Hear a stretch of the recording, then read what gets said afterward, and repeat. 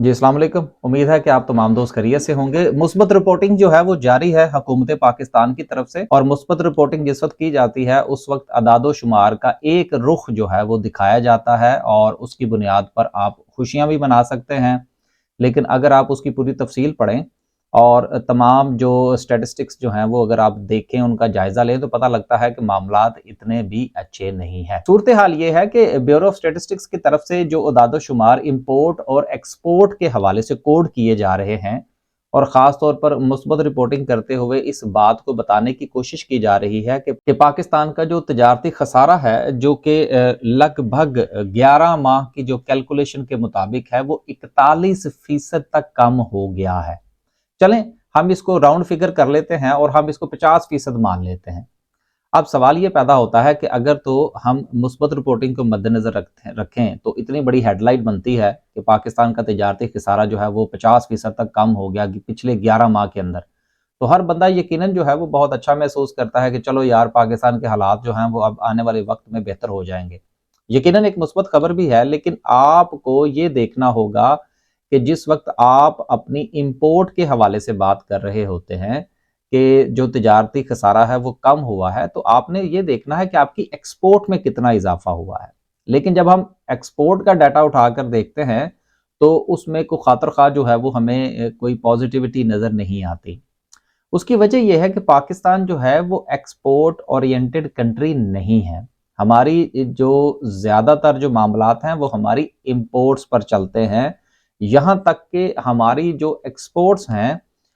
उनकी तैयारी के मराहिल में जो खाम माल इस्तेमाल होता है, जो केमिकल्स इस्तेमाल होते हैं, उसका एक बहुत बड़ा हिस्सा जो है वो हम इंपोर्ट भी करते हैं। मिसाल के तौर पर हमारी सबसे बड़ी एक्सपोर्ट जो समझी जाती है वो टेक्सटाइल है, लेकिन टेक्सटाइल के जो केमिकल्स हैं उसकी एक बहुत बड़ी जो मिकदार है वो हमें इंपोर्ट करना पड़ती है। तो लिहाजा अगर हम इंपोर्ट की मद में इस चीज़ को देखेंगे तो इंपोर्ट पर चूंकि कट लगा, जिससे ना सिर्फ के हमारी जो लग्जरी आइटम्स हैं उनकी दरामदात में कमी वाक़या हुई, बल्कि उसके साथ साथ कुछ ऐसे मामलात में भी पेचीदगियां पैदा हुई, और कुछ ऐसे रॉ मटेरियल्स जो है उनको भी इंपोर्ट करने में भी जो हमारे एक्सपोर्टर्स हैं उनको परेशानी का सामना करना पड़ा कि जिसके बगैर वो अपना माल तैयार नहीं कर सकते।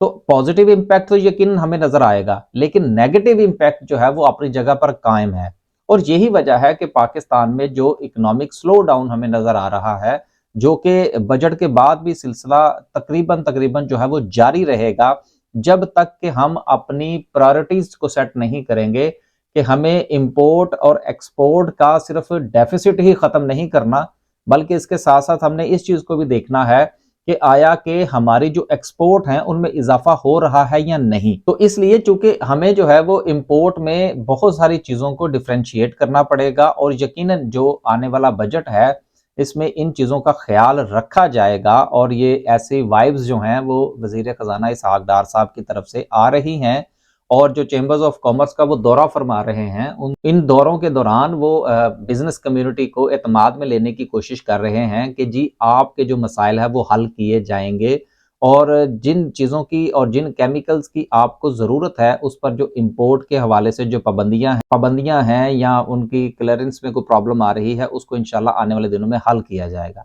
अब देखना यह है कि हुकूमत अपने वादों पर कितना अमल करती है। लेकिन इस वक्त जो इम्पैक्ट कैलकुलेट किया जा रहा है और जो भंगड़े डाले जा रहे हैं कि जी हमारा जो इंपोर्ट का बिल है या जो इंपोर्ट एक्सपोर्ट का डेफिसिट है वो 41% या 50% तक कम हो गया, तो मेरा ख्याल है कि शायद अभी कबल अज़ वक्त होगा अपनी विक्ट्री का निशान बनाना, चूंकि हम एक इंपोर्ट ओरिएंटेड कंट्री हैं, और आने वाले दिनों में हमें इससे मजीद जो है वो परेशानी का सामना करना पड़ सकता है। अल्लाह हाफिज़।